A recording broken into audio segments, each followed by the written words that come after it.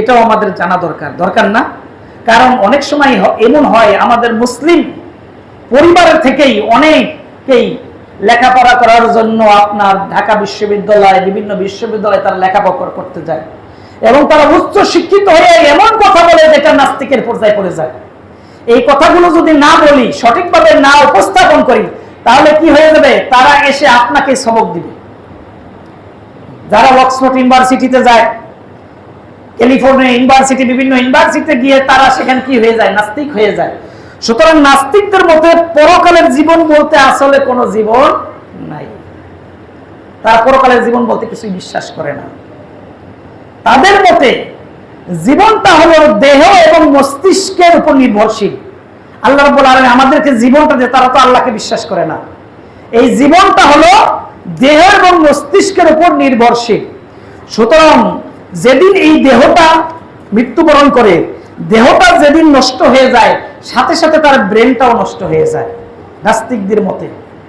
সুতরাং ব্রেনটা যে নষ্ট হয়ে যায়, ব্রেনটা মস্তিষ্ক নষ্ট হয়ে যাওয়ার সাথে সাথে তার এই দেহে এবং ব্রেন, তার চিন্তা চেতনা আর কোনো কাজে আসে না। সুতরাং পরকালের যে ধারণা, যেটা মুসলিমরা দেয়, অর্থাৎ ইসলামে দেয়, কোরআন এবং হাদিসে দেয়, এটা হলো মানুষকে একটা ধারণা দিয়ে মনের একটা শান্তি খোঁজা। নাস্তিকদের মতো কি মনের ভিতরে একটা শান্তি খোঁজা কেন?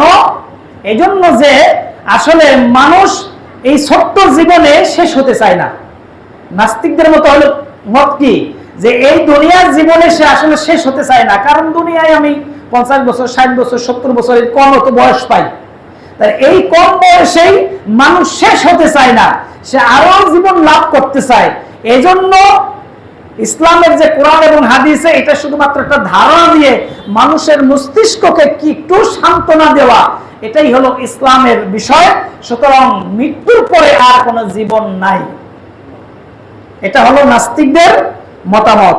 সুতরাং তাদের এই ধারণাটি সম্পূর্ণ ইসলাম বিরোধী, এর সাথে ইসলামের কোনো সম্পর্ক নাই। আল্লাহ রাব্বুল আলামিন নাস্তিকদের এই ধারণার ব্যাপারে বেশ কিছু কথাবার্তা বলেছেন এবং এর উত্তরও তিনি দিয়েছেন। এগুলো জানা দরকার না? অবশ্যই জানা দরকার। তা না হলে কম্পেয়ার না করলে আমার ভিতরে আখিরাতের প্রতি ঈমানের জজবা তৈরি হবে না। তারা কি বলে?